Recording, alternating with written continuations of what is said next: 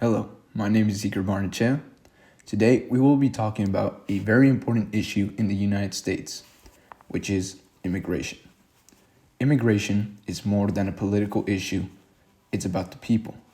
It's about dreams, sacrifices, and the journey to find a place to call home. Every year, over 2 million new immigrants enter the United States. For many immigrants, the journey isn't just about seeking opportunity, it's about escaping danger, rebuilding lives, and finding a place where they and their families can feel secure. But safety isn't just about reaching a new destination.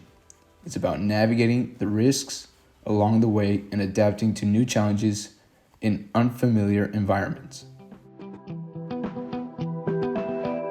Today, we'll hear from two individuals who have first-hand experience with these realities. Marcelo Valenzuela was the first person I interviewed. Marcelo Valenzuela lived in a small town called San Pedro, which is located near Monterrey, Mexico. He lived there for a few years, and his life was pretty normal. However, there were still many dangers.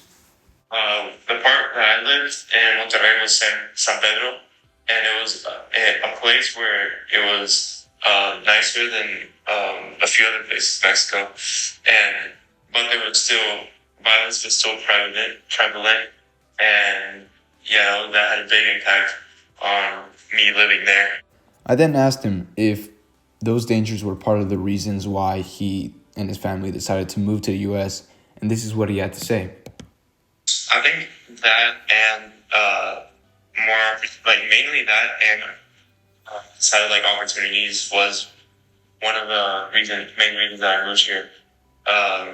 But safety was a big concern for us. After this, Marcelo talked about how his transition to the U.S. wasn't as hard as he thought it was. Although learning a new language was difficult, there were still a lot of people who shared the same culture as him here in the U.S. I later asked him if he felt safer in the U.S. than he did back in Mexico, and this is what he had to say. Especially in the woodlands, I would say it's kind of like a bubble. You feel really safe. Like I feel like you can leave yourself outside and nobody would even take it. It's just a lot different than where I was from, and it's just a lot more safer. My family's a lot more calm and more at peace, knowing that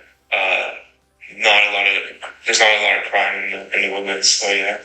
I'm very thankful for being able to interview Marcelo Valenzuela. I felt like I learned a lot about Mexican culture as well as daily life in Mexico, but I also felt like I learned a lot about the dangers that a lot of people have to overcome over there. And during this interview, I saw a lot of similarities between Marcelo Valenzuela's story and Javier Zamora's memoir, Solito. In the beginning of the memoir, Javier discusses the dangers of living in El Salvador, particularly the violence from gangs and the overall lack of safety. He mentions how this instability drove his parents to migrate to the United States, seeking better opportunities and safety for their family. And when he finally arrives to the US, he begins to see a glimpse of the safety his parents had envisioned, which is similar to Marcelo's story. I was able to interview Alonso Bernat Lopez, who was born in Mexico City. He lived there for a couple of years, but in 2011, he and his family decided to move to the United States. When asked about why his family decided to move to the United States, he had this to say. This was only going to be 2 years that me and my brothers can learn some English, but then my mom fell in love with the place because it was very secure and she saw all the opportunities that we could have, and she was just done with Mexico City being so dangerous and corrupt governments and all that, so she decided to stay here. Alonso's story reminded me about the memoir The Distance Between Us by Reina Grande. In this memoir, Reina portrays Iguala as a place filled with hardship, instability, and danger. And her description of poverty and violence in her hometown illustrates this unsafe environment, which reminds me of Alonso's parents having to get bulletproof cars due to the dangers in Mexico City. And once they get to the U.S., they recognize a relative safety and structure of the U.S., such as better living conditions, education, and fewer instances of direct violence.